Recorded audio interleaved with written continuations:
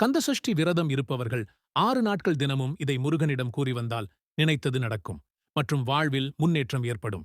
முருகனின் அவதார நோக்கமான இந்த சூர சம்ஹார தினத்தில் வானோர் கொடிய வினையை முருகப்பெருமான் தீர்த்து தேவர்களை காப்பாற்றினார். அதன்படியே நாமும் விரதமிருந்து முருகப்பெருமானை வழிபடுகிறோம். இந்த சஷ்டி விரத காலத்தில் இதை மட்டும் முருகனிடம் கூறிவிடுங்கள். நீங்கள் முருக பக்தர் என்றால் ஓம் சரவணபவா என்று கமெண்ட் செய்துவிட்டு நமது ஆறுபடைவேலன் சேனலை சப்ஸ்கிரைப் செய்து கொள்ளுங்கள். முருகா, உன்னைய தவிர வேற யார்ட்டையும் இவ்வளவு உரிமையா கேட்க மாட்டேன். உன்னைய தவிர யாரையும் நான் பின் செல்ல மாட்டேன். நீதான் நான் கேட்டது எல்லாமே தரணும் என்று முருகனிடம் கூறுவதே இந்த வரிகள். உன்னை ஒழிய ஒருவரையும் நான் நம்புகிறேன், பின்னை ஒருவரையும் நான் பின் செல்லேன். பன்னிருகை கோலப்பா, வானோர் கொடியவினை தீர்த்தருளும் வேலப்பா, செந்தில் வாழ்வே என்ற இந்த பாடலை அன்றாடம் கூறுங்கள்.